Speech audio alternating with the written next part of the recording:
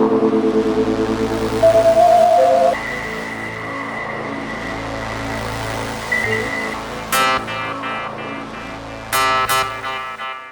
there, and welcome to another episode of Ronan Nazarin Talks. I'm Solitary Ronan from Solitary Ronan Films.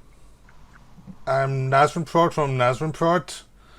And today we have a couple of special guests from the Folgers and Ashes podcast. And if you haven't subscribed, go check them out. They do very good, fun podcasts with a broad range of films and subjects.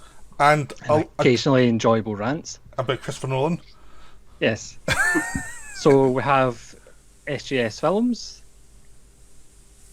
Yeah, hello. I'm glad to be here. And Isaac Dunn. Hello. Yeah. Welcome. Yeah. You're very welcome being here. Hopefully this will be fun. I've nicknamed this thing called Folgers Deathmatch.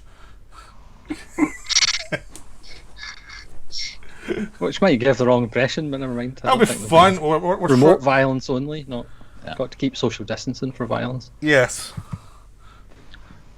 So I think we're going to each have a question that we've prepared that the other three people don't know, and then we'll probably just open up to a general discussion, whatever crops up due to these four questions. Yeah, this was something I thought of. It might be fun to just try something different, see how it goes. We don't know if this is going to be good or a complete disaster. We have no clue. We're just trying something. And we'll see.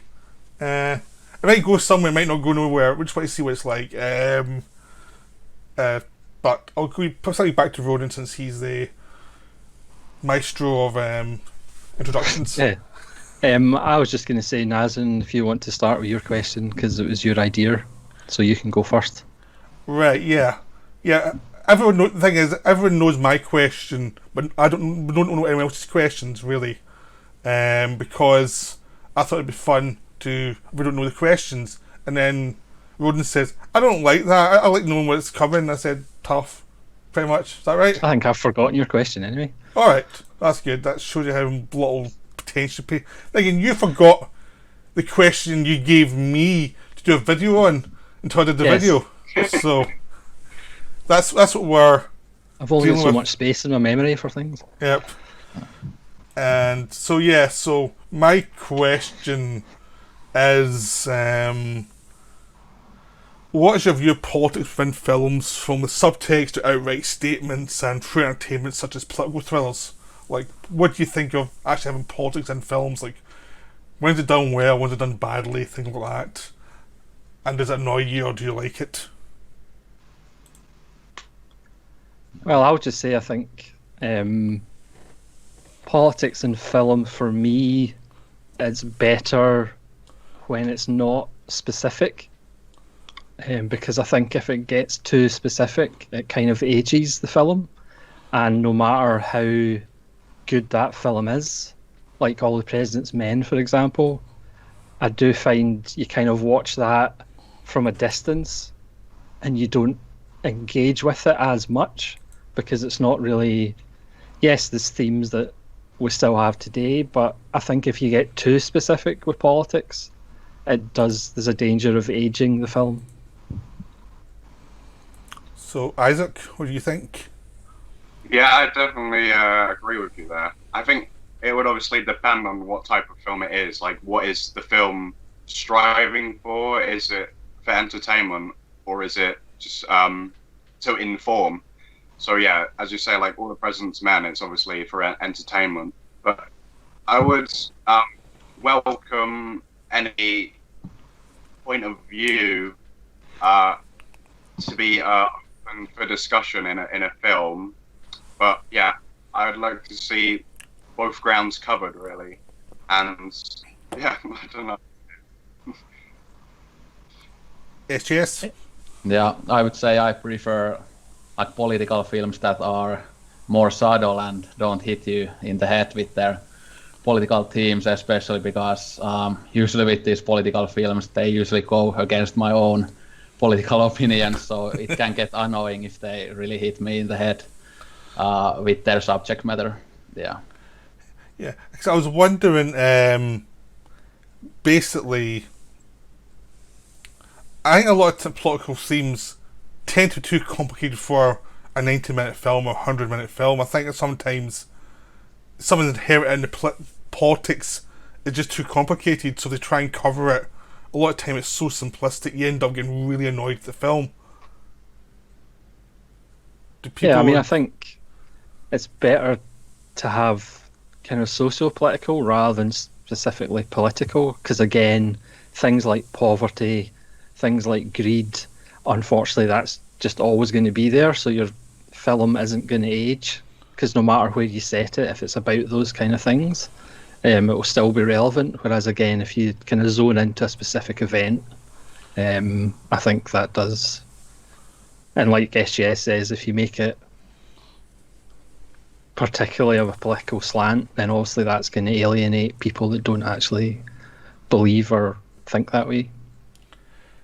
Yeah, because I was thinking how you get the Ken Loach films that I find like insufferable, because I just find them really obvious, and they get some great reviews, but it's like, as films, they're a lot of times they're pretty tedious and just obvious, and it's like, even if I agree with sometimes with politics, it's like, you're just irritating the hell out of me just now, just stop it, you know. I mean, any film, any subject that if the director hits you over the head with it all the time and makes it really obvious is going to be tedious regardless whether it's political or not. Yeah, because I was thinking about spaghetti westerns. A lot of them are made by like communist directors in like 60s and 70s Italy, and they put tons of themes through there within the story, and it was actually much more engaging. Even if you didn't agree with their conclusions, it created a different feel to the film. It created something intriguing. Yeah. You know, or I know Cronenberg says he does not like putting political stuff in his films, obvious stuff, because it doesn't age it. It just doesn't work for him. It makes you simplify things. Yeah. Just to cover. I mean, it's not political, but I found that things like Spotlight, which is a good film and a well-made film, but because it's about a kind of specific event and it was made like 5 years too late to actually have an impact, it's kind of a good film, but I'm sure in 10 years' time it'll be forgotten about. Yeah, because I saw that film, I've really enjoyed it, and I haven't watched it since. It's like, there's no real urge to watch it. But okay, what's a good example of everybody of a good political film? For me, I would say one that takes a bias but also looks at the other side would be Peter Watkins' Punishment Park. In the beginning, it definitely shows the other side, because it's a very left-leaning film, but it shows the how the cops may think a certain way and how the jury would logically think out their own beliefs. But then towards the end, it definitely goes more into Watkins' own political views. So it is a political film and a bias, but it also shows the other sides. And yeah, that's something I appreciate when it can show both sides. Okay, I was going to use a Peter Watkins film now, so I'll let someone else go then. I'll think of another film, because I was going to go War Game, but good one. Yeah. So, anyone else? Z by Costa Gavras. Yeah, that's a masterpiece. I think I watched it quite recently, and it's also a real life event in Greece, and yeah, it's a good statement against the authoritarian conservative government of the time, and yeah, it's a great film. And it even though it's a political film and it's not about a real event, it's still very captivating and entertaining, and I think that's a good way to make a political film, that it isn't just dry and boring, but you make it like a narratively driven film as well, and not just like that boring documentary style, I guess. Yeah. Rodent? Bizarrely, I was going to say Missing by Costa Gavras, just because again we see Jack Lemmon's character go from perhaps a right-wing opinion about what's going on and these stupid kids causing trouble, and then eventually over the course of the film he actually realises that perhaps the government doesn't always tell you the truth, and America's kind of being misguided as far as what's going on. Yeah, I would choose Blue Collar because it's all about unions and the complexity of unions, and it is political, but it's not obvious. It's like what does affect a person in a union in an industry that's reliant on unions, and how it can be corrupted, and it shows you how even if you're on one side, that political process can be complicated and can be corrupted and can make your life a living hell. So it takes into like one side, and then that shows you the kind of rot below the surface there as well. So I think it's a good way to do a political film, is like the complexity, really. Yeah, plus sadly it will never age because there's always people trying to divide people, and because it's easier to divide people rather than have people realise what's going on. Yeah, it's so it'll always be relevant, Blue Collar. Yeah, but sadly. yeah, but there was also like a lot of '60s films. Like I've watched a lot of Chris Marker films, and he's obviously to the left, but he's not alienating to the left. It's not like it's his stuff's about communication. His film's about communication, how it affects people. So it's about complexity of the situation rather than just you must follow what I think. And I think a lot of directors, you can see the political view, but you don't have to follow the political view. You can see if they've got enough generosity, they can actually create something that's more complicated. But okay, what's a bad example of a political film then? An example of a film that's does it all wrong. I can't think of a specific one. I would say quite a few from the '60s though, because I don't think '60s political films have aged that well. But again, I can't really think of one off the top of my head. Yeah, it's hard to because you know There's what kind of films they are, but you suddenly how you forget most of them.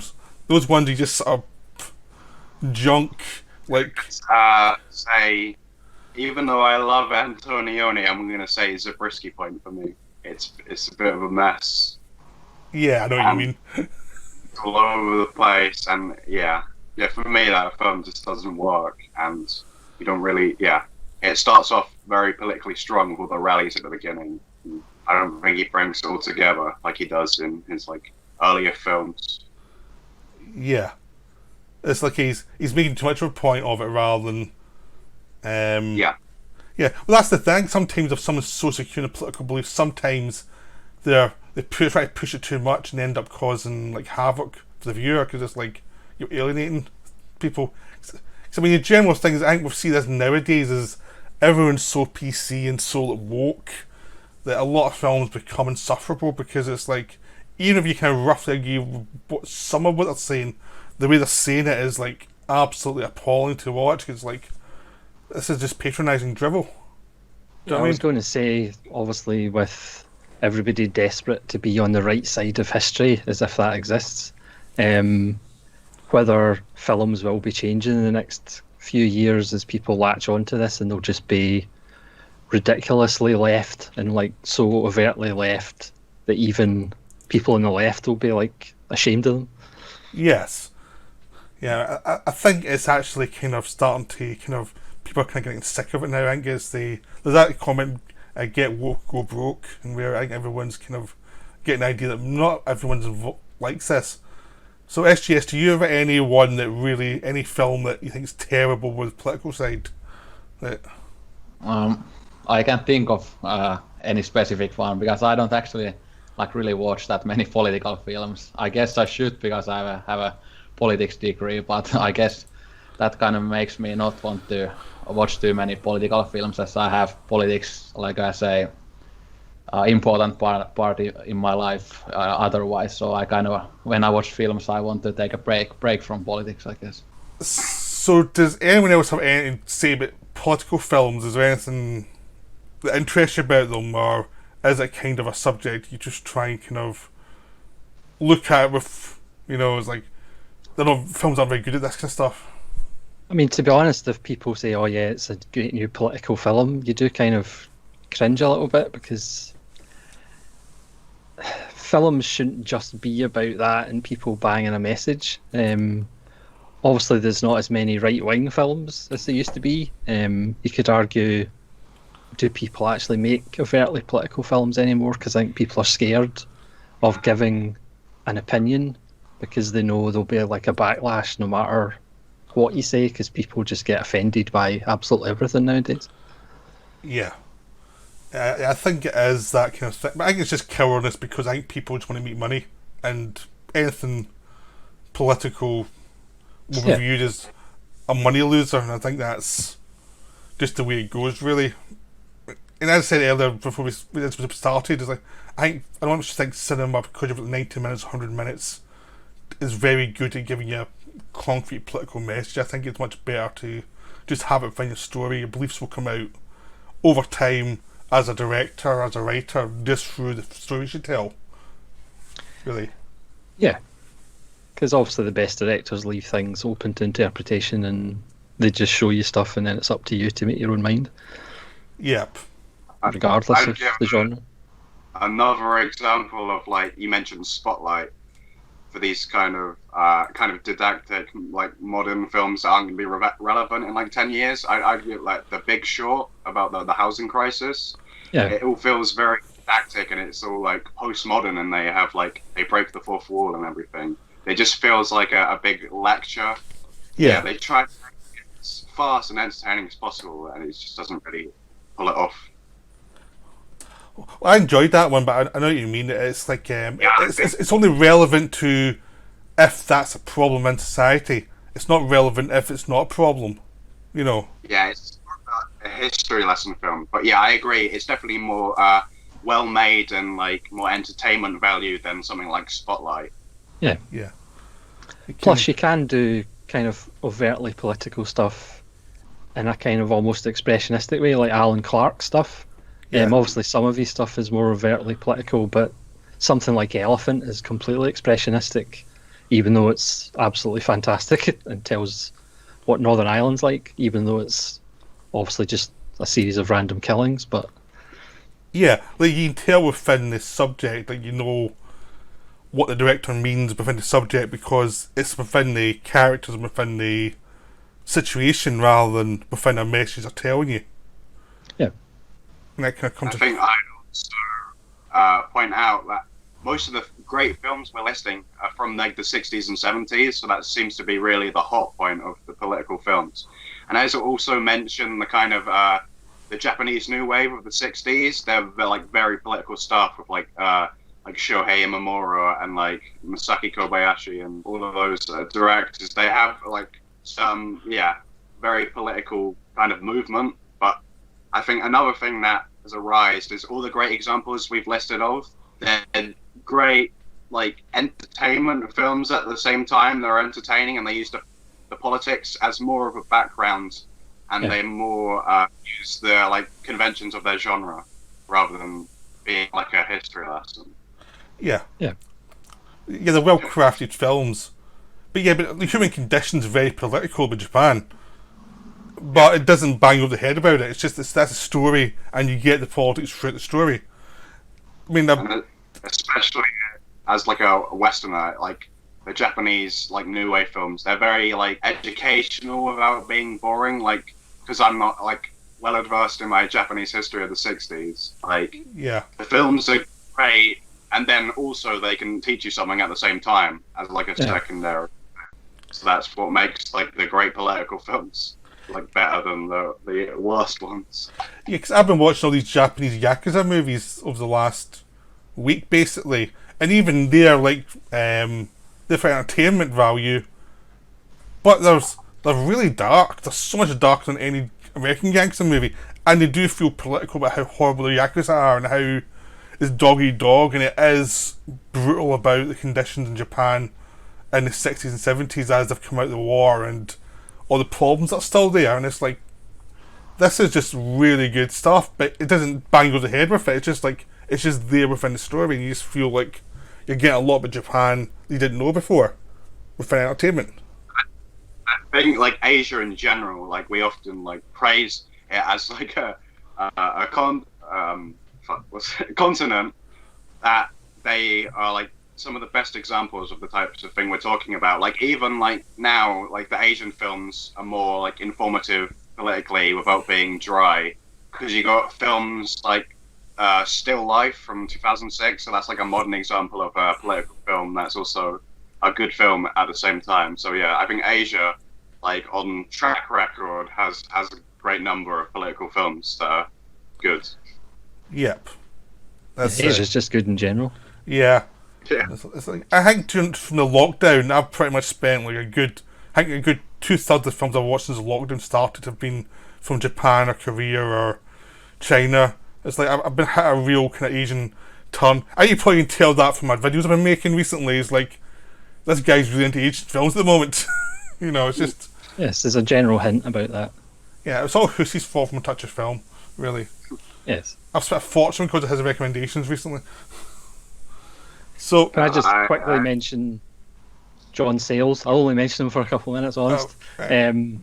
Just the fact that his films are generally really socio-political, but again, because the way he writes them, he never really bangs you over the head with it, apart from maybe Silver City a little bit. And again, that's one of the many reasons why his films don't get the exposure they do, because they are actually a bit political, and obviously American studios don't kind of like that kind of thing. Cool, yeah. Rant over. I was waiting for you to keep going for. I'll keep it short. Like forever, like never. It's like yeah, but I'm not going to. We start talking with John Steele. I just give you a good 3 minutes just to. I'll be well behaved. I'll chime in and say I think that for me, Mate One is a great entertainment film that also informs at the same time, because I didn't know about the Mate One massacre until like the ending happens. So yeah. It was a great experience. Yeah. To learn about this after. Most Americans don't either, because it's never talked about. Yeah. I haven't seen that. The fact that they put the National Guard on their own people. Yeah. Also, me and SJS, he recommended to me the film White Dog, the Samuel Fuller film, and we were saying on Folgers how we didn't really know about like the white dogs, like how like that they were a thing, that people would breed these white dogs to just attack black people. So yeah, it was again a case of like the film informing you on important issues, but also being a great being made as a great film, and that is entertaining and well made. Yeah, because again, you have to walk that fine line between it turning into a lecture and actually still being an engaging film that people want to watch again, rather than just having a dry lecture shouted at them. There's another one, They Live, which is a big silly sci-fi movie, but it's really political. And the Paul Verhoeven films are really political, like the RoboCop or Starship Troopers, but they are entertainment at the same time. But they're pretty smart about what they're saying, really. So you can do it. It's just you have to be kind of smart about it. I think you just need a good, intelligent director to get away with it. Ultimately. Yeah, I think that's the take-home message for most things, to be honest. Yeah, you need to use your brain. But, in the 80s, like you mentioned, They Live, and also Paul Verhoeven, because like the 80s was obviously a very like oppressive decade for the auteur directors. So you can see that they've got their like what they brung to the mainstream is like better than what would follow it. But why do we not have that now? Because either Trump, that should be a gold mine for really good political films, and you're not getting them. You're really not getting much.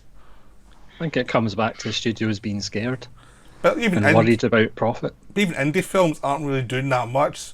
They're usually really soft, and he's like, I don't want to bother watching this because it looks kind of very self-involved. So it seems the filmmakers are not really up to the task. Yeah, because even indie filmmakers, I feel, kind of want to be safe and don't want to offend people and want to be on everybody's side. Yeah, because I mean, I can't recall. I can't recall a single like indie film from the past decade that had political ties. Just not even one. I mean, the Paul Schrader one, the first Reformed, was probably the most political film you got. I mean, like as an upcomer, because obviously Paul Schrader's had a very up and down career, but obviously has success and like is an older gentleman. But there hasn't been anyone coming up that is like even the best directors, like Paul Thomas Anderson or Wes Anderson. They're not making political films at all. Really. Oh, They're just making their own little genres that no one's actually got anything. You don't really get an attitude or politics from them.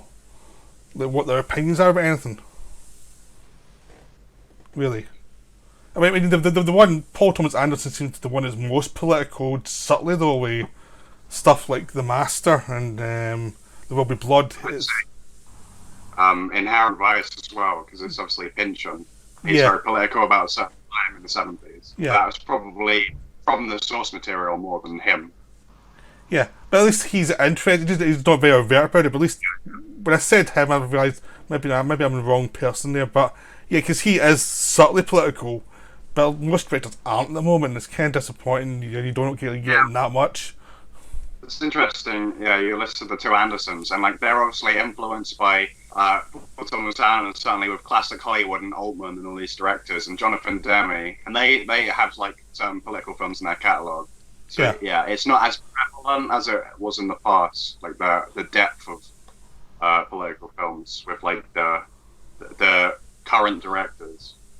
yeah. I mean, I'll give a shout out to the Criterion release of Come and See, because that has a fantastic 10-minute chat with Roger Deakins, and he mentions films like Doctor Strangelove and films in the past, and he does say those films just aren't made today. Yeah, People just don't make them. yeah. I know that's Come and See is an amazing film. So disturbing. It's like, but things people inspired others to make great films, and nowadays it's just not happening. It's just like, what's a safe film? Can I get a Marvel deal if I make a couple indie films? It's not really the inspiration you really want. Yeah, you don't see like the political side of Noah Baumbach or like the indie directors. You just don't see it. No. What about Spike Lee? Oh yeah. Yeah. I mean, he's really political, obviously. But he tries too Oh hard. yeah. Yeah, but not that successfully. Yeah. Yeah. He really needs to edit himself. Yeah. I was actually quite annoyed with the Black Klansman because it was kind of a comedy, and then at the end he goes all serious by showing you footage of like Virginia and stuff, and it's just like the tone was bizarre for me. Yeah, and in the newest one, they like intercut real life massacres, but it doesn't work when the film's sort of a buddy comedy at the start. Yeah, it's just his tone sometimes is just way off, and obviously he could edit himself like most modern directors. Yeah. Yeah. That's what I saw about when I was watching those Yakuza films. They were all like 80 minutes long. And it was so nice to see, really. And I mean, that's the thing. People don't expect anything to be less than 2 hours now. I mean, I saw something yesterday that people were shocked that the new Bill and Ted movie is 78 minutes long. And I was thinking, that's good for comedy. That's what you want. Something short. But so then it was like, I people just want 2 hours or above. I mean, Spike Lee's best films still do the right thing, and it's probably his best film because he doesn't give answers. He doesn't try to give answers. Yeah. And obviously it's still relevant because one thing that people are good at is hating each other. Yeah, racism doesn't go away, really. There's always somebody who's going to be stupid. He doesn't try and give answers, which you shouldn't. Yep. So, do you want to move on to the next person's question so we don't hog it in politics? Really. So, SGS films, do you want to... Yeah. So my question / my topic is something that I've never really heard anyone talk about. So it's crowdfunding could be used to make art house films. So, for example, if David Lynch would ask that, I want to make a film, could you please donate money to me? So could this be a new way to fund films, especially in this modern age when directors can't get funding for their films, especially when there are these kind of out there art house films.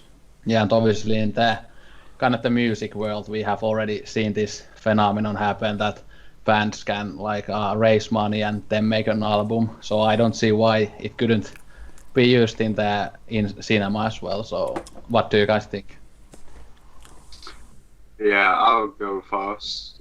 I think it's a very good idea, and it's in like kind of 2010s. It was very like popular thing, crowdfunding, and I think it could be looked into more as a source for the big directors. But there have been a number of, I think, two examples I'd list is Charlie Kaufman and Shane Carruth as two like actors who tried to do a crowdfunding source and it didn't completely work out. Shane Carruth has only made like 2 films, but he's had like a number of projects and they've all failed. And now he's like so frustrated that he's going to quit the industry and quit filmmaking. And he's only got 2 films under his belt after like 20 years. And then Charlie Kaufman with Anomalisa, they did make the film and everything, but he said he would never do it again because of just the hassle and everything. So I think for the big directors like David Lynch, he could definitely get enough. But I think the indie directors or the lesser popular people who wouldn't get much like acclaim, I don't think it would work entirely like it's proven in the past. But for the big directors, it's something to look into maybe. But yeah, go ahead. I mean, I think for the smaller directors, there's a chance it would work, but like you say, because they're not popular, I'm not really sure how much that would work. And as soon as you get more people involved in the process and more voices, the chances of actually working is less. It really would have to be somebody who's going to write, direct, produce, and pretty much do everything. It would be a true auteur. It would probably work. But as soon as you get those voices saying, "Oh, you should do that, you should do this," I don't really see it working. And the studios are big enough to kind of source their own stuff, I think. Yeah, there's my view on it is basically you have to get your budget down really low for it to work. You have to make sure your budget's tight as hell and you've planned it all out. You can say, this is what we're to do, that's it. This is the money we need. Because there have been lots of crowdfunding stuff where, for video games, where it turns out the budget suddenly was much bigger than what they wanted. And they got too much money and they got too... They suddenly try to expand the game and end up ruining it. There's been crowdfunding, Super Troopers 2 crowdfunding for a bit to show interest, and then they should have put the rest of the money in. That can work as well. That's a commercial film, but a sequel to a film that already exists, that there was fans who wanted to see it. Yeah. The way I think you might be able to get it to work better is Patreon, where you can support a person who's making stuff. And they may say, we'll make short films if you support us, and you're getting output every month or every 2 months, and you see, this is what we're working on right now, and you can put money to that, because, I mean, I use Patreon for a few people who I think are good, that I don't give much, but you give a little bit, and a lot of people give a little bit, and actually means it's a business that's working, but you need to actually, they're producing stuff every month, so you're getting something for it. I think with films doing it that way, it'd be a case of, maybe show a little bit of the film here, a little bit of the film there. Maybe do short films and then do a project that this is a crowdfunding thing we're doing. You've invested in this bit, so invest in the film as well and do things to keep people interested. Maybe that's the way to do it. If you've already shown them work on YouTube over time, and then they can see you're worthwhile putting money into a bigger project. But it only ever works if it's like $50,000 or $70,000 something. I don't think you can really go beyond that if you're a low budget person. I think if you're someone like David Lynch or someone like Rob Zombie did a crowdfunding thing as well, and he said, "Oh, nightmare." I think if you do it to a bigger budget, you've got to have too many partners and they're going to go mental. Yeah. What do you think, SJS?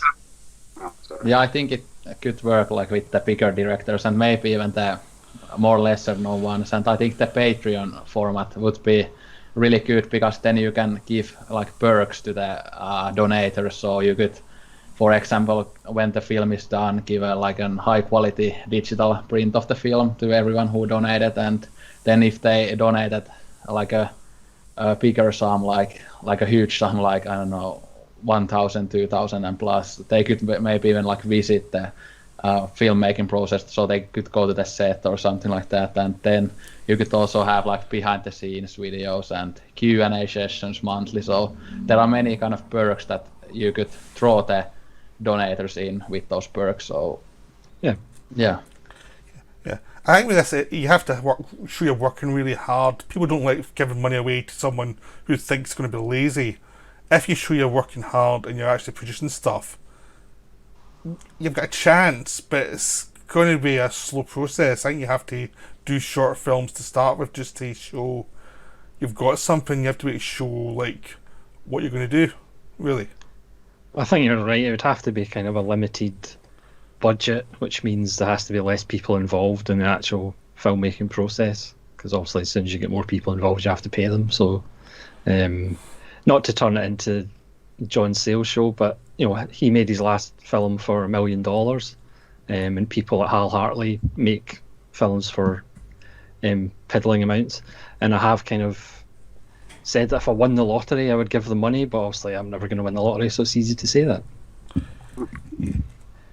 I'd say that with, like you mentioned, Patreon, Nazarene, and specifically, I don't know if you've seen David Lynch has become a YouTuber in Yes. a certain sense. So he could kind of make that jump. I could see him, like if he had someone to show him how it all works. Like someone like David Lynch with this already massive appeal, and he's now made this jump to YouTube during the lockdown. It could definitely work.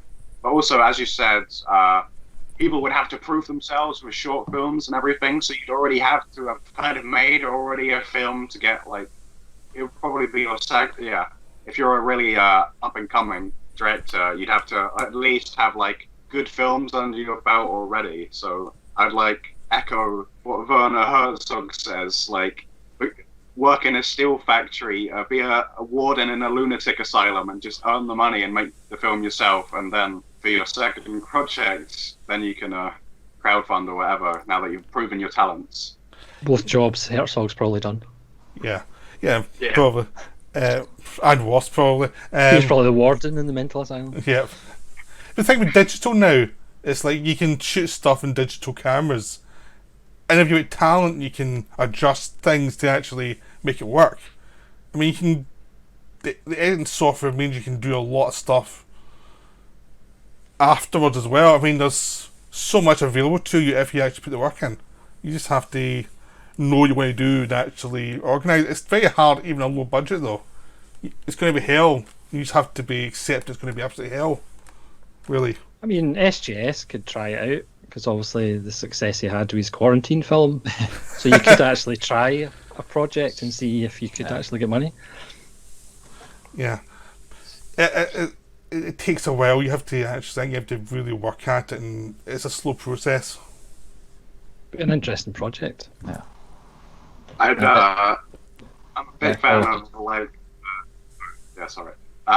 of Charlie Kaufman, and sort of what he was saying is in like the 2000s when like all the crowdfunding was the big thing, and now he's saying that now the directors are moving away from crowdfunding, and Netflix is the Netflix funding is the new thing that the directors all seek for you. Yeah, but Netflix will go away as well, because Netflix is making trash, basically. They're not making interesting films. Throwing stuff at the wall. Yeah, The Old Guard, that was like, I was like, Jesus, that looked bad. Yeah, I switched it off after about 4 minutes. An Adam Sandler film, or two Adam Sandler films get like factory chained out a year from Netflix. Yeah. Whilst Adam Sandler's extras get their own films or whatever. Yeah, Adam Sandler must have some information on the people who run Netflix, I think. Yeah. I mean, the fun stuff like Uncut Gems and The Irishman and stuff like that, but it's just that's a small part of their output. They don't do that often. It's just like there's a couple of arthouse films a year they do, that's it, and the rest is just trash. And it's like it feels like projects that no one else would touch. It feels like projects that don't have good commercial value, really, or artistic value.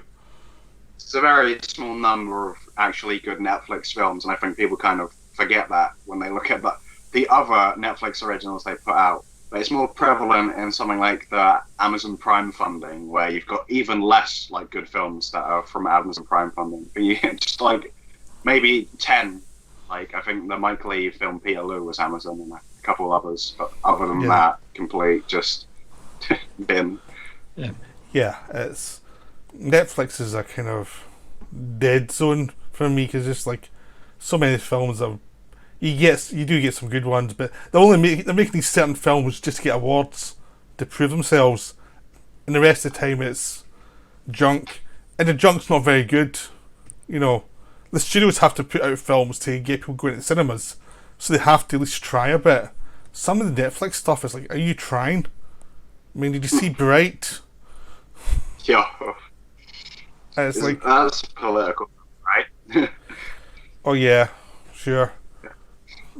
It's, yeah, And the selection in Netflix is like completely awful anyway. Like only mainstream films plus the Netflix originals basically. And you yeah. have one or two good films here and there, and yeah. Yeah, at least with Prime, you can find like an underworld of like good films. If you go past the search, like the menu that it shows you, you can find like Yeah. more art house or classic films. Even though the classic films always have like dog shit prints normally. No, I actually think Amazon is better for stuff from like Asian things. They're much better. You have to buy them, but you can get a lot of sales on there for films that aren't released here on Blu-ray. But you get them in HD from streaming. It's like, well, if that's the way I have to go, that's the way I have to go. Really, just to see them. Or they have 72-part series about the Ming Dynasty, which I was disappointed to find out it's nothing to do with Flash Gordon. Jesus Christ, that's offensive. Yes. Yeah, I mean it's. But the thing is, if you make films, you can get them distributed. You can get them distributed on Netflix or something. If you make something good, they're not going to buy certain films unless they're commercial. I mean, Netflix passed on First Reformed when I was trying to find distribution, so it shows they're not into that much quality control. They only want certain type of films. Yeah, I mean, First Reform's just a scary film for the general public, Yeah. and people want to make profit. Yeah. But back to the actual question is, I think if you make films, you have to expect that maybe nothing will happen with it. Same as if you write a book. It's like, you have to just do it for the love of doing it and hope for the best, but expect nothing if you're doing it low budget, because chances are it's not going to happen. Yeah, I mean, for every film that somebody's made, there's about 3 or 4 that they never get around to making. Yeah, and a lot of the films they do make, it's like, you spent all that time in that trash. What the hell were you thinking? It's an indie film, and it's like, it's terrible. Yeah, it's just the nature of the beast as far as time's concerned. But like you say, if you had digital and you were just doing it, then obviously it's not as much as spending 2 years making a film, which sadly studios don't really do anymore. They just knock them out very quickly. Yeah. They should take more time. Yeah, but I think focusing the studio is not a good idea anyway, because it's always been that way. Studios have always put out trashy films, and you have to find the good stuff that's either been made by studios and ignored, or been made independently, and hope that there's some good people coming up. It's always been the way. I mean, we'd like to romanticise it's not been that way in the 70s, but even the 70s, you had stuff like Airport and Towering Inferno and stuff like that. They were making trash during the 70s too. Yeah, it's still way better than Skyscraper. Anything's way better than Skyscraper. You know. So yeah, SGS, we covered your question, or have we missed something? No, I could say as a final thought that obviously if you would do the crowdfunding, the marketing side would be very important as well. So if you have like a large social media following, like someone like Sam Baker who did the Florida project, you could probably get money much easier than if you are more unknown and you don't use Twitter and Facebook and others. Yeah. So obviously that side is very important in this too. But again, maybe it could work, maybe it wouldn't. But I think it's worth trying in the future if you can't get your films financed otherwise. Like David Lynch, for example, has said that there's no money in making like art house films. So he could try this if he wanted to do another film. But anyway. Yeah, one of the other things about this is what kind of films would they actually make? What films would you have to get funding? Because I bet you'd be what we'd see as trashy most of the time. Love stories, something for a certain kind of audience that wouldn't be that searching. A lot of time would get the funding. If you actually approaching people for a difficult subject matter, most people would give you money for it. Yeah, it would probably be horror films, because horror films are generally can be made low budget. There's a huge market for them, so it would probably be a genre film more than art house. Yeah, I think it'd be tricky I think to get the films that SGS is thinking about, which I'm assuming is more ambitious films. Am I right? Yeah. Yeah, I think it would be very hard. You'd have to get some like-minded people. I think it would be like a smaller investment.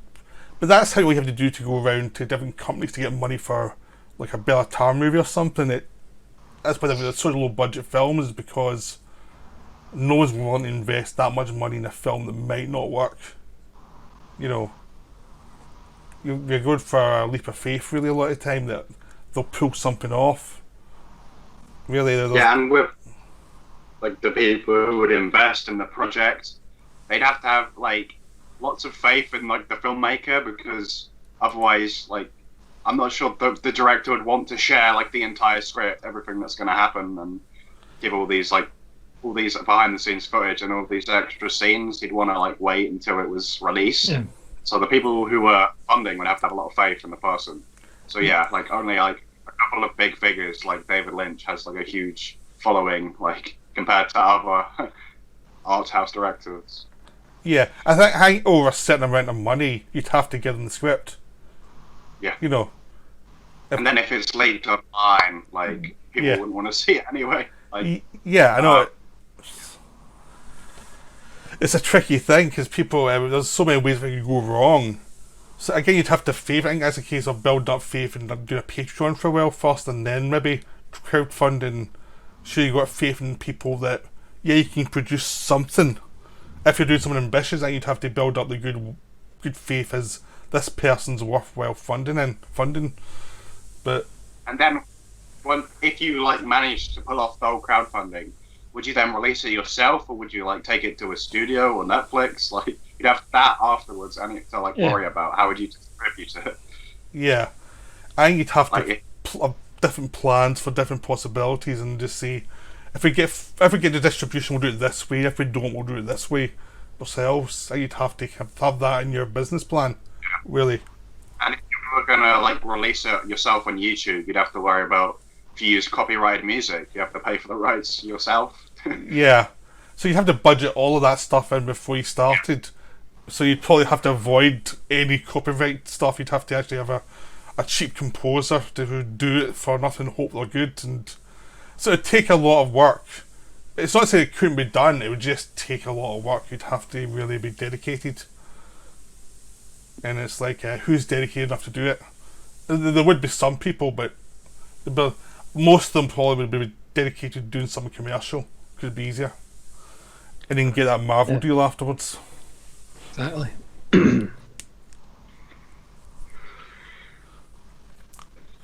So are we good with that one?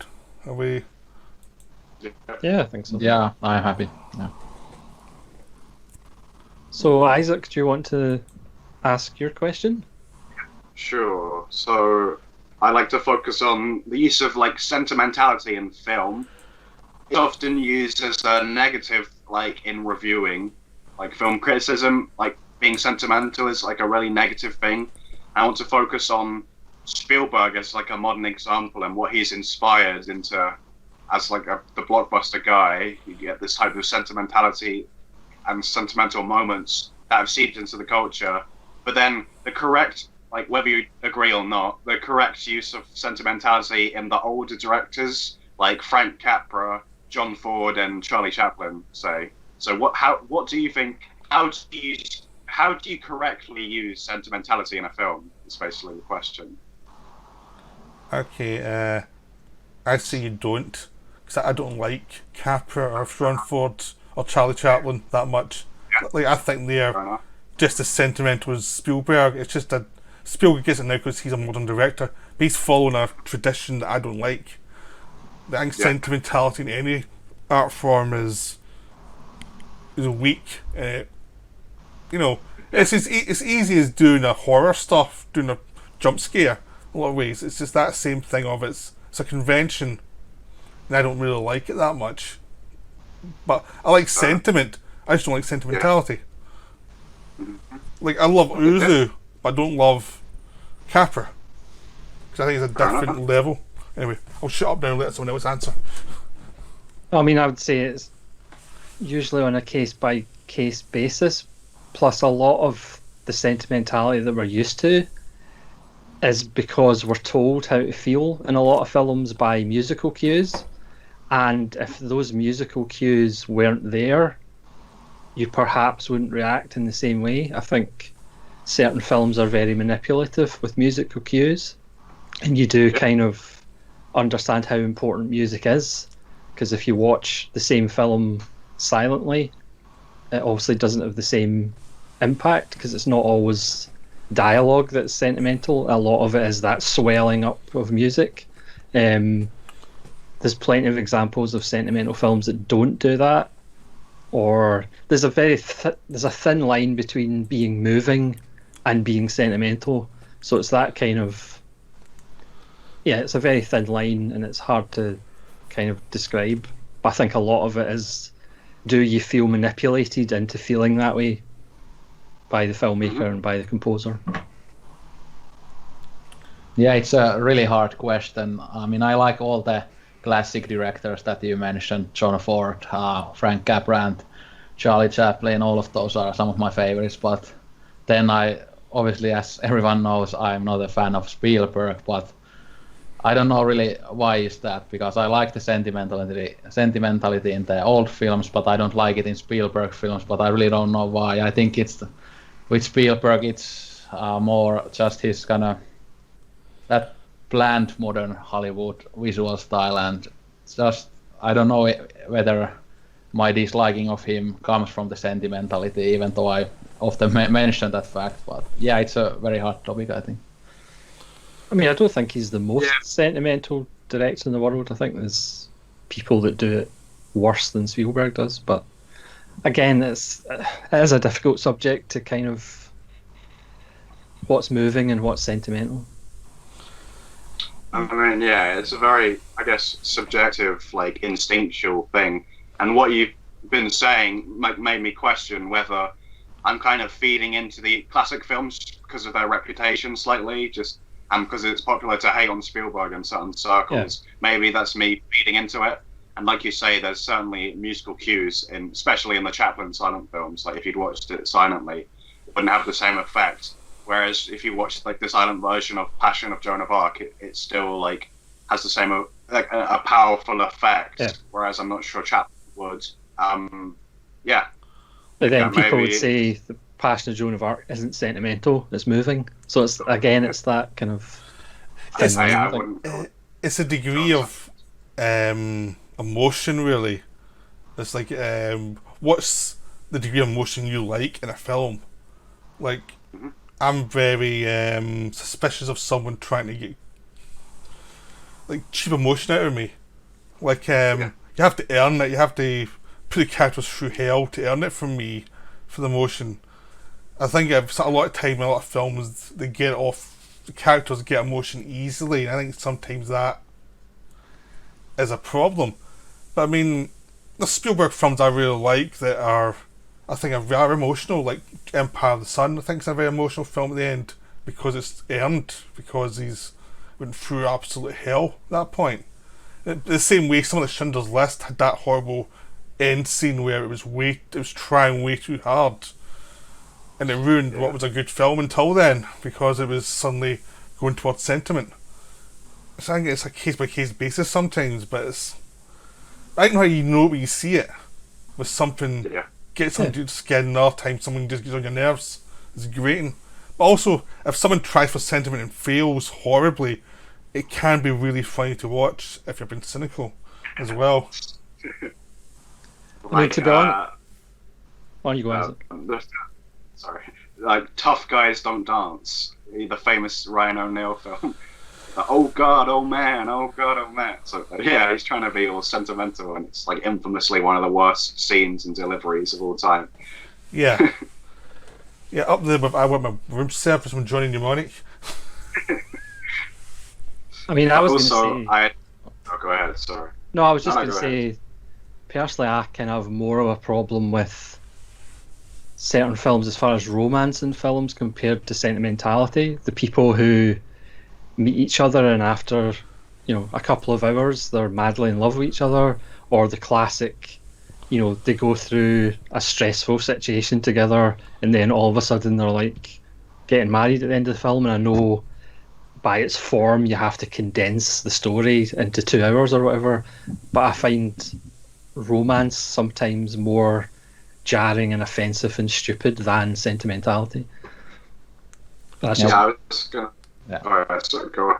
No. Yeah, so one big thing for me is when we compare the old classics to the Spielberg stuff is that I just love the actors in the classic films much more than I like the modern ones. So if we compare Henry Fonda and in the Grapes of Wrath and James Stewart in It's Wonderful Life to Tom Hanks in Spielberg films, so I would take Henry Fonda and James Stewart any day over someone like Tom Hanks or Liam Neeson or these guys. So Yeah. that's a big thing for me. I think that specifically in the examples I've listed, like Chaplin was obviously an Englishman, but they all were American directors and were working in America. And specifically with Ford and Capra, Ford is obviously working with them, especially in the westerns, the mythos of America and the hero and the Wyatt Earps, and he's being sentimental about his like lineage and history. And Capra is very patriotic, but Capra was also from Italy, so he has like an outsider perspective, but also very American. And for me, like at the end of Mr. Smith Goes to Washington, like we're all from the UK, and I'm not like I'm not the I don't like advocate loving like America like over the top, and Yeah. for just some reason it works for me. Like it's very patriotic and it's not subtle. But yeah, I think it might be something to do with Jimmy Stewart. But yeah, like you said, with the actors maybe. Yeah. You see that kind I of think. patriotism. I was just going to say, I think America is a strange culture. So they have this obviously military fetishization and they love the armed forces and, it's guns, guns, guns in this culture of aggression. But then on the other side, you have this bizarre sentimentality. If you show them a puppy or a soldier without an arm or a flag, they just burst into tears. So I think a lot of the sentimentality is an American thing. I mean, I don't think Japanese films are sentimental. I mean, there might be obviously exceptions, but I think again it's a kind of an American feeling. Yeah. Yeah, and that's why I like Starship Troopers so much, because it's takes the mickey out of all that stuff. Yeah, exactly. Yeah, but that's the thing, the Capra stuff and the John Ford stuff especially gets on my nerves, because it seems to be it's sentimental with something that doesn't need sentiment. I'd much rather watch Howard Hawks westerns or the Anthony Mann westerns, which are darker and about people more than about a fake history that didn't ever really existed. It seems a lot of sentiment seems to be stuck in the heads of the directors, and to me, it's trying to create a myth that feeds into people's worst instincts, and I think it's kind of unhealthy, and that's why I kind of always have a red flag for sentiment in films. Like probably more than it's probably healthy, but I don't like it because I think it gets in the way of actual sentiment. Sentimentality is in the way of genuine sentiment because it's cheap and it's Again, easy. is it kind of an American cinema thing? Because it's perhaps simpler to be sentimental than more complex feelings? Probably. Or is there sentimental films? I mean, there will be, but in general from other countries? I think it's a very American thing, specifically in the directors and they're all American films that we use as examples, really. And with Spielberg, I think, I don't know, John Ford is like preying on the mythos of America, and I can see how you dislike that. Like someone could dislike that, like in Nazarene, because it can feel very like out of nowhere. Oh, here's a big sunset of Monument Valley. Look how beautiful the land is and everything. And then like if people like the fact that John Wayne was like a close collaborator, and he can be a very off-putting figure for lots of people like you, Yes. Solitario. I know. Yes, I haven't seen that many John Ford films. So yeah, that can play into along with the sentimentality can feel contrived and out of nowhere. So, but I happen to love John Ford, but also Howard Hawks, and Howard Hawks like isn't very sentimental, but he's also like in his films he's like dealing with a certain type of American masculinity still, but not making it sentimental and drivelly, but like it's good to see that. I love John Ford and I love Howard Hawks at the same time. So it may be just an instinctual thing. I recognize that sometimes that John Ford's like it can feel contrived and like emotionally manipulative. Yeah, I mean, the thing is, I quite like Spielberg. I mean, I know I probably like Spielberg more than anyone else in this chat. You know, like he doesn't bother me. I mean, there was some stuff he's made I really don't like, but there's a lot of stuff he's made I really do like, and it's like, and I know there's a sentimental side to him that you just have to deal with, and it's like, well, that's it. But I do like a lot of his films, so he doesn't bother me. Doesn't I bother like me a at lot all. of his early funny stuff, where he actually did stuff with the camera. Yeah. Yeah, but that's the thing. He doesn't bother me the way he bothers like everyone else here, and it's like that's fine. I don't really care. It's like, but John Ford really bothers me. He bugs the hell at me. Like I really try and avoid most of his films because the ones I've seen, there's a sentimentality that just is just so irritating. I mean, I really love The Grapes of Wrath, but again, I haven't seen a lot of John Ford films because a lot of John Ford films have John Wayne in it. So yeah, yes, like but I think it depends on who you like, who you don't like. I think some people you have different tolerances for different things, but it definitely is an American thing. But it's a certain North American thing just for the United States of America because you don't get that stuff in Mexican films. I mean, there's some cute stuff, but you don't get that level of sentimentality. You don't get them in Canadian films, really. But the American, it's a certain culture that's grown up. And then on from Spielberg, he's obviously a very like influential director on American cinema and mainstream cinema. So how do you think that like blockbuster films have kind of initiated a certain type of Spielberg sentimentality in like say a Marvel film? There'll be all these great battles, and then like there'll be a brief scene where sort of like a character dies or it's an emotional thing, and it can feel like from all the lineage of the people. Spielberg's obviously loved Frank Capra and John Ford, so it's gone down the line of being a bit inbred in American cinema to this point where like in Marvel there'll be a brief scene and it feels like even more out of nowhere than like John Ford.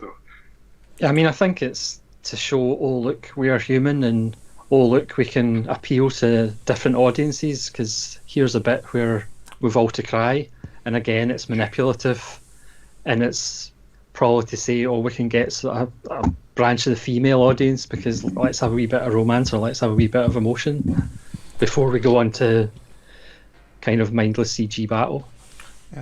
Yeah, well, I'm fine with the Marvel films. I think they're fun. I mean, they're not great, but I think they're fun. But I mean, there are films. There's so many that follow on from Spielberg that are just so sentimental. I think the default for a lot of bad filmmakers is a sort of Spielberg rip-off element that I think is more aggravating. Spielberg is like this thing is people have learned from him, especially in TV. A lot of the cues seem to be very much Spielberg influenced. A lot of piano music. I mean, if you look at someone like Joss Whedon, he's very much a Spielberg acolyte who seems to be very much into ripping Spielberg off a lot. You know. Yeah, and like J.J. Abrams, obviously, it's like this entire thing is like Spielberg, condensed. times over. Mr. Lens Flare. Yeah, no, I mean, there's this thing is that he's obviously an influence on them, but they don't seem to be influenced by anyone else.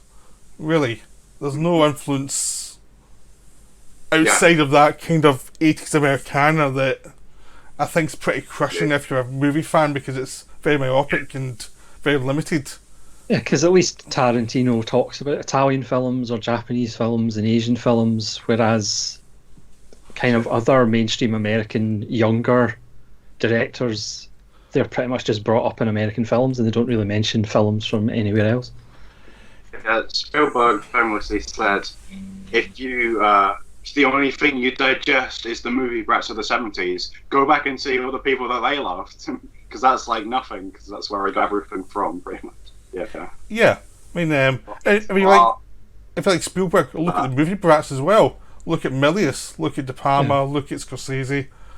There's a lot of good films there. I mean, not all of them are good, but there's a lot of good films there. So it's like you should watch these directors and see what they're doing.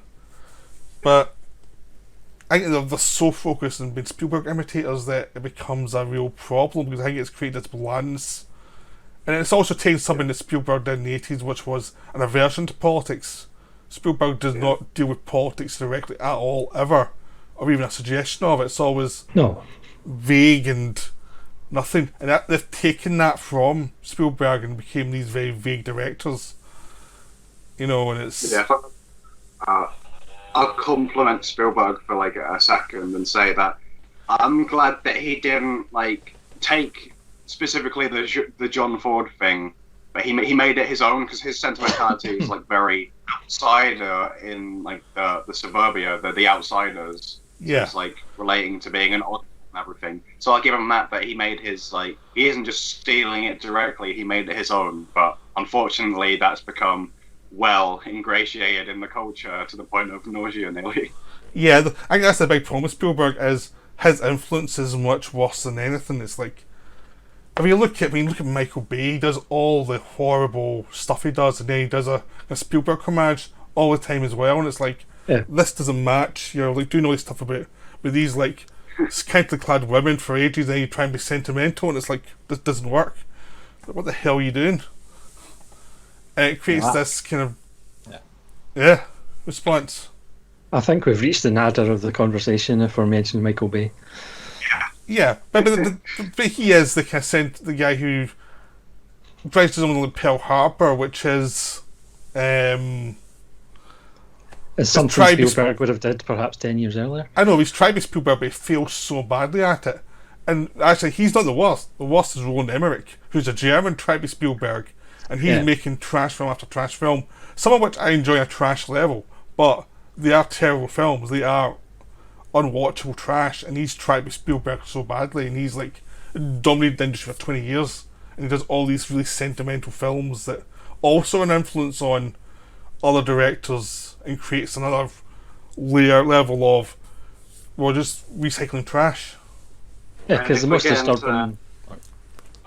you go. If we get into Michael Bay levels, like slightly above that, what do you think of, like, do you think M. Night Shyamalan's early films, like The Sixth Sense or Unbreakable, do you think they use sentimentality, like, from Spielberg influence? Is that going to feel like they're very emotional? He's influenced with Spielberg, I would say that. Yeah, probably. Yeah, they're fine. I mean, I was never a big fan of Shyamalan, so when but then again, only The Happening. Yeah, no, but the thing is, when he started making the trashy films, that's when I became a fan, because they appealed to my trash side. Like, I'd much rather watch one of his bad films. Absolutely.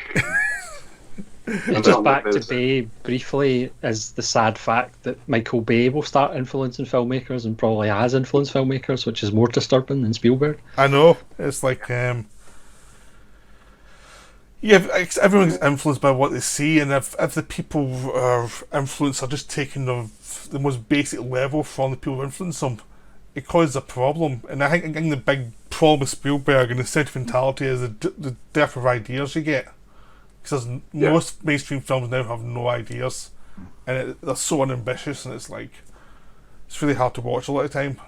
It's the fact that obviously Spielberg and Coppola and Lucas were big Kurosawa fans, but they obviously learned nothing as far as shot composition and actually building a frame. Because after Jaws, for me, Spielberg just completely forgot about shot composition and what your frame actually contains, and just slapped anything up. Yeah, the Spielberg oneer, as everyone says, is I don't think it could compare like hold a candle or even a toothpick to Kurosawa. Yeah, I mean, it's just they became commercial. They became commercial directors, and they made what they wanted to make. But they were influenced by television as well as cinema, and that's the big thing: is people get influenced by television because they were watching television all the time in the 50s and 60s, and that kind of limited their vision a lot of the time. And I think it's something that doesn't discuss that much. Is like it becomes like a television world. And the same as a lot of stuff you see in cinema now is very television-like, and it's and television goes for easy sentiment a lot. It thrives in sentiment and jokes that are disconnected from any character. It's just joke. Yeah, because most of the time it 20. doesn't the same. On you go.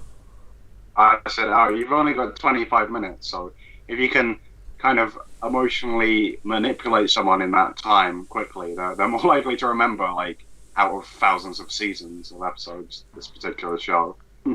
Are we okay for that one? That subject, was that? No, I said, I think we've covered it to its run. Yeah, it sounded like you were communicating there from a tin and a bit of string, because just. Yeah, it's slow sometimes. Yeah. Someday. Yeah, what can you do? Right. So it's Ronan's choice now. Yes, Just like Sophie's choice. Yeah, I feel bad because my question's not that deep, really. It's just about late great films by directors or directors that still made really good films late in their life. So I'll obviously give the obvious answer of Ran by Kurosawa in 1985 when he was 75 years old. You also have Fukasaku with Battle Royale in 2000 when he was 70, and sadly that was his last film. And even Charles Crichton with A Fish Called Wanda, which perhaps isn't a great film, but as a modern Ealing comedy, it's a lot of fun. And he was 78 when he made that. Yeah, it's one of those things. Most directors don't go on till the end. Most directors fall away. But you've also Large Art with Bresson. I mean, he was 70s or 80s when he made that. And you've mentioned it before. I was going to mention First Reformed by Schrader, who's now, well, he was 71 when he made that. So, and obviously his previous part of his career perhaps wasn't the best of his career. So it was really nice to see First Reformed. Yep. I would mention Yasujiro Ozu, and his last film was An Autumn Afternoon, which is actually my favorite of his. So, his career was great from start to finish, I think. Yeah, I think Ozu is one of those directors that is always mentioned as someone who kept on being good all the way through. It was like age didn't really stop him from making good work, really. And he died. I think he was 61 or something when he died. Yeah. Just after An Autumn Afternoon, so yeah. That's way too young. Yeah. For some reason, you always think he's older than he was. But because his films were mature, so he thought he was an older man making them because he actually made mature films. Isaac, do you have any?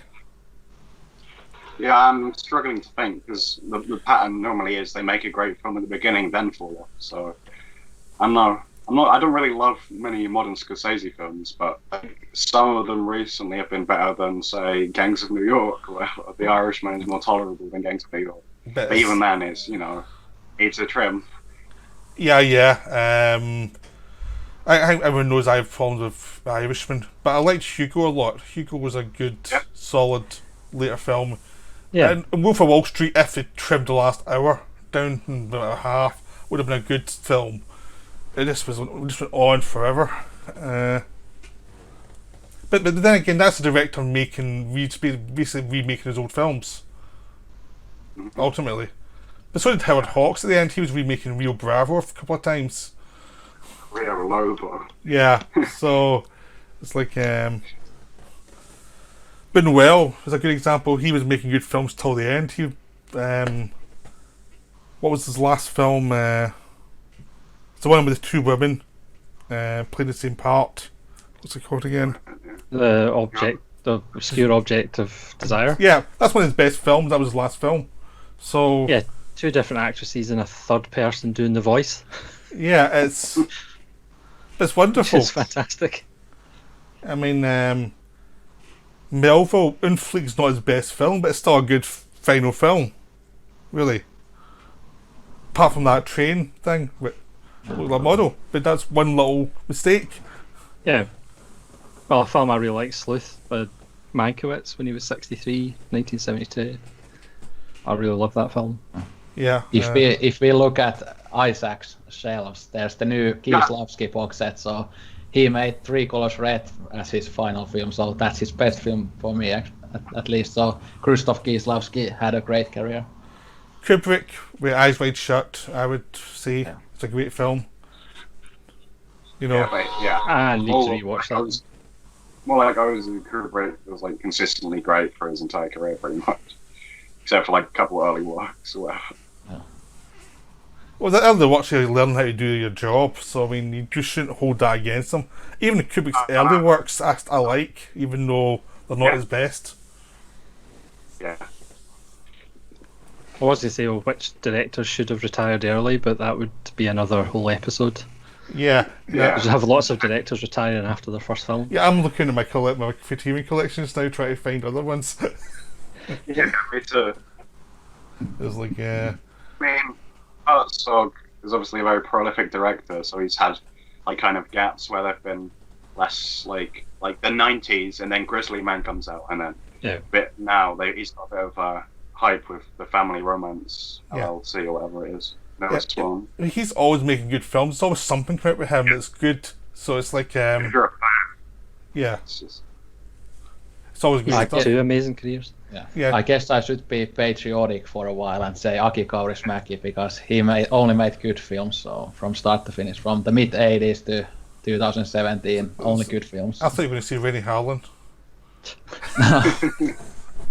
He made consistently bad films. So. Yeah. But at least he's consistent. Yeah. I watched Cliffhanger last night. It was good fun. I've got a soft spot for Cliffhanger. Yeah, it's good fun. Tarkovsky ended strong. Yeah. Sacrifice. Yeah. Way too young. Yeah, so I mean, there's a lot of really good directors. I mean, Seijun Suzuki was still making films towards the end, and he was still making films that people thought were good. I was going to say, Once Upon a Time in America is like a great last film, even though we should have had Stalingrad and many more. Yeah. It's like, Leone was so good. But yeah, there's I think also some directors just give up at a certain point. I mean, like, it's a case of they don't really mind if they don't get another film made. I mean, I know Brian De Palma's like, he's at a point where if he makes another film that's nice, but if he doesn't, he doesn't. He's not like dying to be another film. I think some directors hit a point where it's like that. It's like, well, I've had my career. Yeah, because let's be honest, we're not going to be doing our best stuff at 75. We're barely doing our best stuff now. Yeah. Yeah, it's just gotta go somewhere quickly. Okay. That's fine. I'm just looking. It's difficult because I think we treat film directors differently just because we expect them to produce great stuff all the time. But when you think of how many factors go into even making a good film, to actually have a career that is full of great films and having multiple masterpieces, I mean, it's a miracle, really. I've got a good one. Fritz Lang. He was making films till the end, and he was at different periods of films. He went from Germany to America, back to Germany. I mean, he was kept on making films. SGS, do you have any more? Sidney Lumet, maybe. Yeah, that's a good shout. Yeah. His last film was Before the Devil Knows You're Dead, and that's a good film. Yeah. Yeah. And he worked with Vin Diesel. The highlight of his career. I couldn't resist. I just could not resist that one. Sorry. I know you were going to have a serious answer, but I just could not resist that joke. It was in my head and out my mouth before a chance to pause. But yeah, it's there are a lot of good directors who keep working till the end. I mentioned Bressel earlier, but it was filmed before L'Argent was Lancelot de Lac, which is also a masterpiece. And he was making great films in the 70s. The Devil probably, and Four Nights of a Dream, and he was quite old by that point. You had Dreyer with Gertrude, which is probably one of his best films. That was his last film, and he was a working older director for a long time. Because he started in like The Silence, and he was kept on going till the early 60s.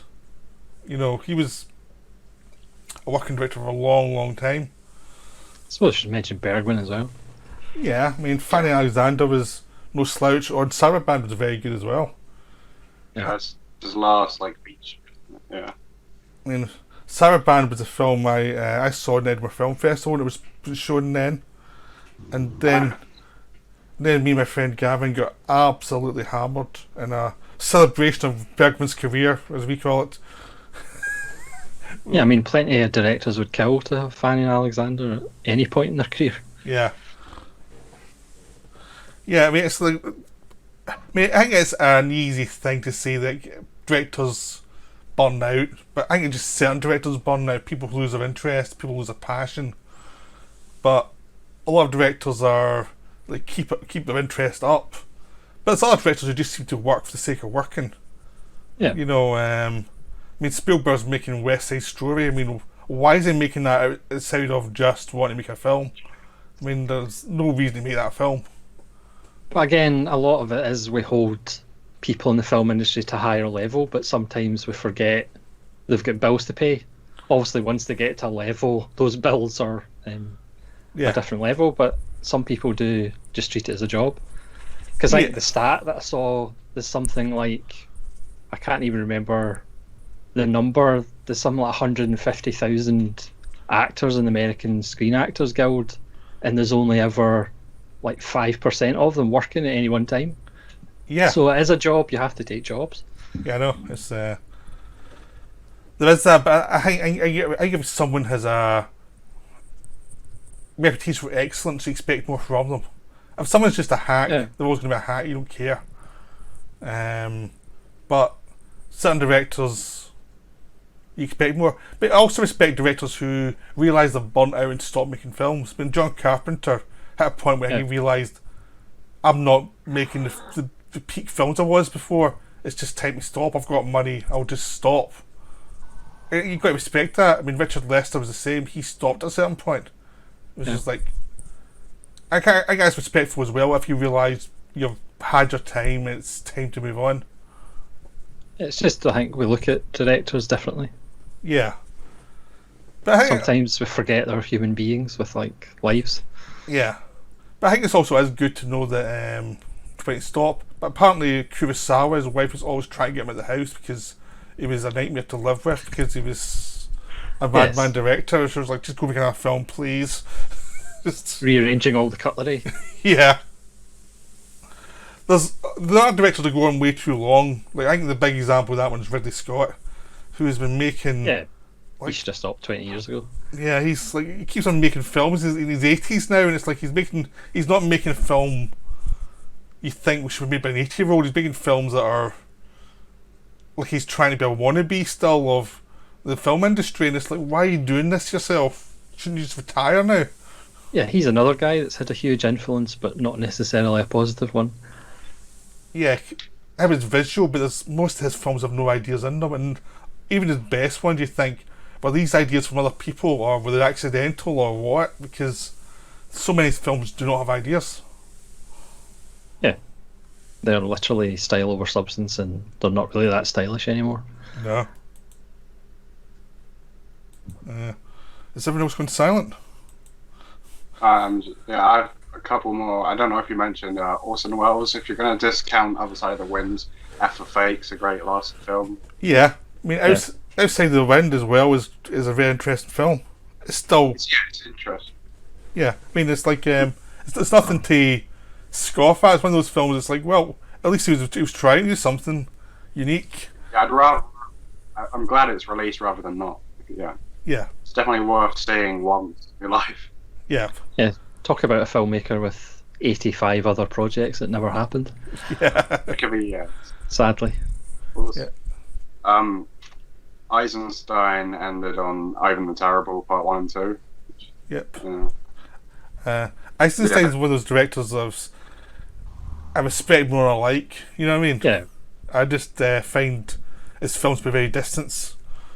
And It can happen a lot with filmmakers. And well, he's making propaganda for a lot of his career, which is a problem. I mean, I really had a problem with October. October's one of those films I had real trouble sitting through.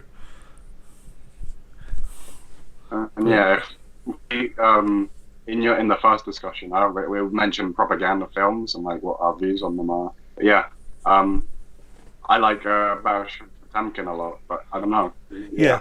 That's a good one. That's a good one. It's just I think October was the one that really was like, oh God, what are you doing? Because he's on and on. yeah. Of course, that Powell and Pressburger were making propaganda films, but of course, because it's Powell and Pressburger, they managed to subvert it. Yeah, But they were still making propaganda films. yeah. And they get banned from Churchill because of Yeah, Colonel wanted to Blimp. burn Colonel Yeah. Blimp. Yeah, it was so propaganda. They end up. Age of Consent's like a solid.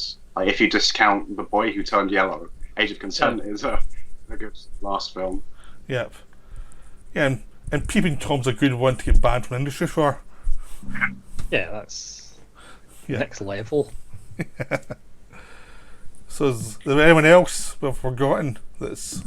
Charlie Chaplin, maybe. Yeah, A King in New York was a good film, I think. Yeah. What, I need to rewatch a lot of Chaplin. yeah. I really love Modern Times though. Yeah, Chaplin's a blind spot for me, because we mentioned the sentimentality thing. His sentimentality gets to me a little bit, so I'm much more of a Buster Keaton guy, really. Really. I'm weird. I always preferred Harold Lloyd. But you're weird in so many ways. I like Yeah. Harold Lloyd too, though. There's a wonderful moment in Speedy where he actually gives the middle finger. Nice.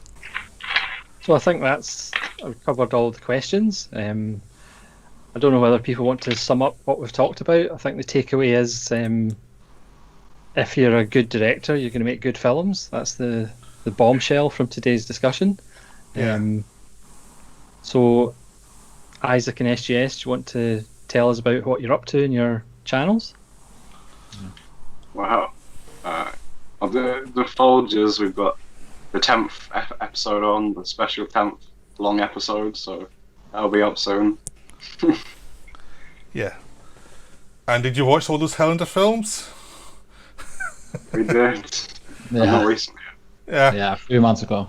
Yeah. No, when I saw that, it said 1 to 5, I thought, I've only seen 4 of them. They've gone beyond me. The Sci-Fi Channel TV movie Highlander 5. Yeah. Yeah. You went They one were more. rewatches for me, but for Isaac, they were like new films. Yeah. Yeah. Do you have anything on your show? own channel, SGS?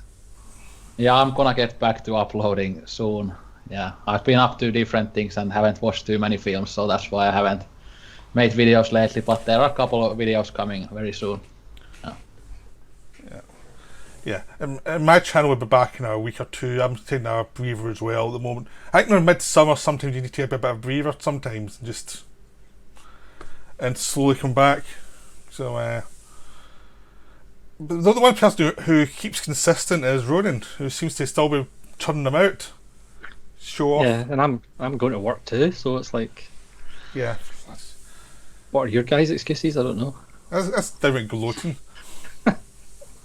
My excuse is I'm lazy. Yes. That's it. I thought about it and thought, no, I'm not doing it. It's all this summer heat we're getting, like 12-degree days. It's been raining here for like 2 days in a row. It's like there's no heat at all where I'm living.